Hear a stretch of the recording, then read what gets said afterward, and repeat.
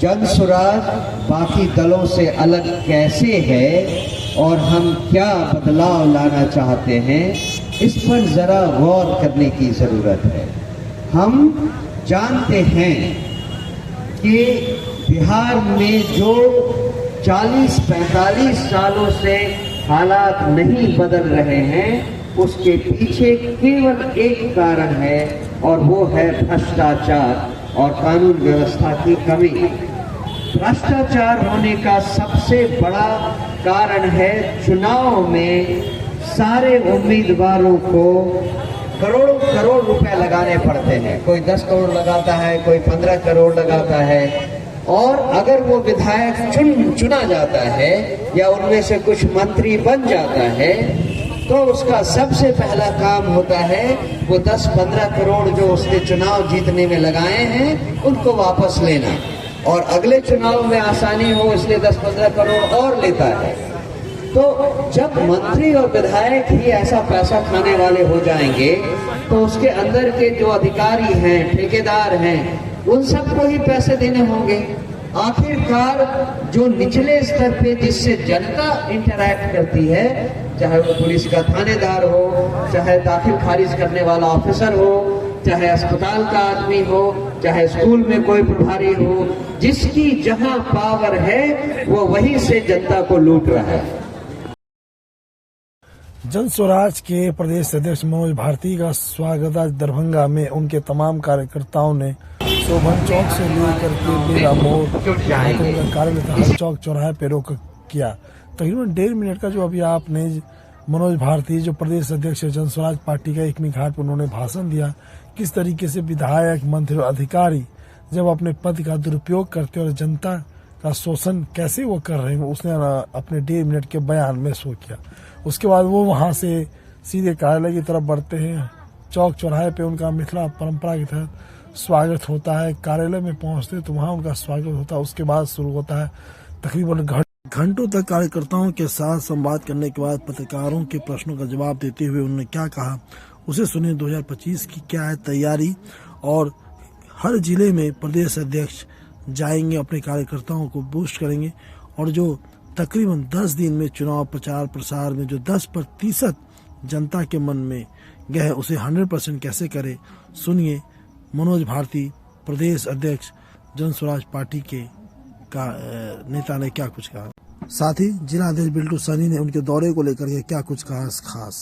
सबसे पहली बात, जनस्वराज पार्टी अभी नई बनी है और हमारे सारे कार्यकर्ताओं को ये अभिलाषा थी कि प्रदेश अध्यक्ष आकर उन्हें आगे के कार्यक्रम के बारे में बताएं।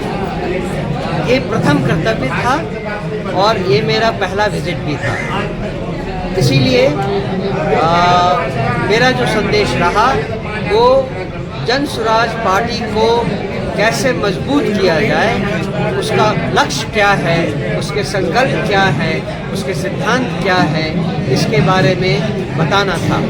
आप समझ लें कि हमसे कोई चूक नहीं हुई है। जो उपचुनाव में हमने अपनी शिरकत की उसका मतलब था अपने आप को टेस्ट करना, अपने आप को जांचना, ये देखना कि हमारा संदेश जो कि बदलाव का संदेश है वो इतना आसान नहीं है लोगों को समझना। स्पेशली गांव में लोगों को ये समझना इतना आसान नहीं है कि हम क्या बदलाव चाहते हैं। तो ये संदेश कितने लोगों तक हम पहुंचा पाए हैं, ये अपने आप को टेस्ट करना था हमें। और हमें इस बात की खुशी है कि केवल 10 दिनों के प्रचार में, वो मैं इसलिए कह रहा हूँ कि 1 नवंबर को हमें हमारा सिंबल मिला, बस्ता छाप, और 11 तक केवल चुनाव प्रचार करना था। बीच में हो दिवाली आई, छठ आया, मुश्किल से 8 या 9 दिनों के प्रचार में हमने 70,000 लोगों को बस्ता छाप पर अपना वोट देने को मजबूर कर दिया।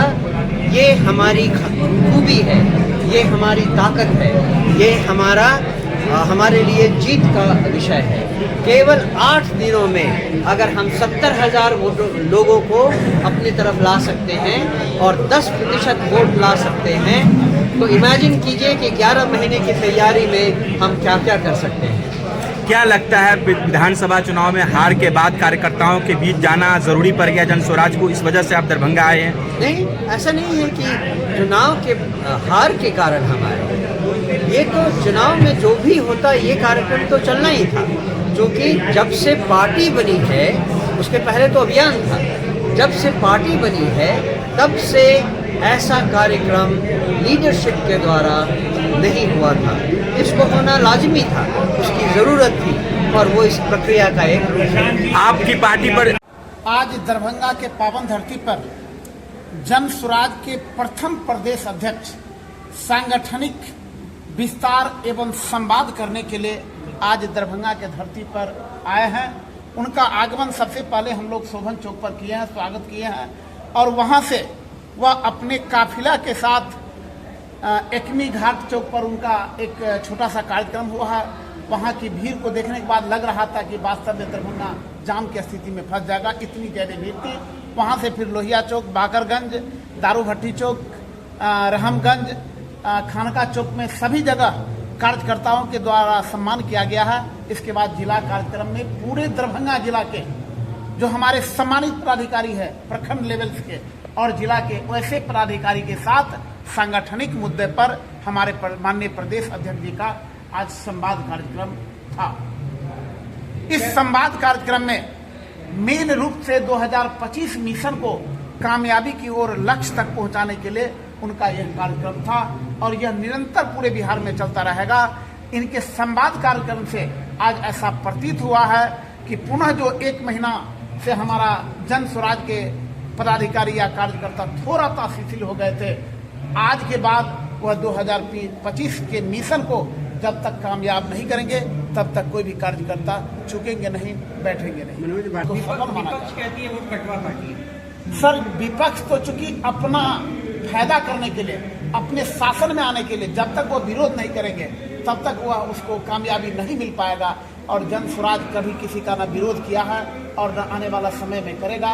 वह जनता के नब्जों को, उनकी आकांक्षा को, बिहार की बदहाल व्यवस्था से संबंधित जो हमारा थीम है उसके बारे में जनता के बीच रखने का काम करते हैं, और वह अपने बदौलत जनता को खींच कर लाएंगे, यानी कि रुझान लेकर के आएंगे जो कि जन स्वराज को वोट दिया। प्रदेश अध्यक्ष का यात्रा और किन जिलों में है, क्या कोई जानकारी आप? हाँ, यह लगातार कार्यक्रम आपको 10 जनवरी तक है। मेरे पास शेड्यूल नहीं है कि इसके बाद किस जगह कार्यक्रम है। कल फिर मेरा दरभंगा में ही एक मीटिंग है, और ऐसा मीटिंग जो हमारा दरभंगा जिला इंडस्ट्री के रूप में जो पिछड़ रहा है, हमारा कई इंडस्ट्री लगा है लेकिन इसके बाद भी उसका बेहतर विकास नहीं हो रहा है। तो कल दरभंगा में हमारे इंडस्ट्री के साथ भी बैठक है, वह लगातार कार्यक्रम उनका चलता रहेगा। और जिस तरह से अभी लोगों के अंदर में उत्साह है, जो कार्यकर्ता है, जो हमारे जनसुराजी हैं, उनके अंदर में और भी जोश खरोश भरा है। तो 2025 में एक नया जलवा दिखेगा। यहाँ जनता अभी जनसुराज को चाह रही है, एक नया विकल्प है, और मैं समझता हूँ कि आने वाला जो चुनाव है, चुनाव में बहुत ही शानदार प्रदर्शन रहेगा और हम लोग सरकार बनाएंगे। सर, प्रदेश अध्यक्ष की पहली बार दरभंगा में आमद हुई है मिथिलांचल की धरती पर, कार्यकर्ताओं में उत्साह किस तरह का, सर आप लोग कैसे देख रहे हैं इसको? बहुत उत्साह है। प्रदेश अध्यक्ष जो है हमारे पूरे बिहार में, बिहार के प्रत्येक जिला में जा रहे हैं, और जा करके जो हमारे अंदर में कुछ कमियां भी हुई है, जैसे उपचुनाव में हम लोगों के अंदर में कुछ कमी थी, हम लोगों का संगठन नहीं बना था, हम लोगों ने चुनाव लड़ा, तो उसमें जो कमियां हैं उस कमी को भी हम लोग दूर करने के लिए अभी जितने भी हमारे प्रदेश अध्यक्ष आ रहे हैं और जितने भी हमारे अध्यक्ष हैं और अभी सारे लोग हैं, ये लोग क्या लगता है उपचुनाव में जो परिणाम आए उससे कुछ सीखने को जन स्वराज के कार्यकर्ताओं में, नेताओं में मिला है, इस वजह से मैदान में उतरना जरूरी था? देखिए, ये तो आला कमान ने फैसला किया था, इसमें तो हम लोग ये नहीं कह सकते कि उतरना जरूरी था या नहीं था।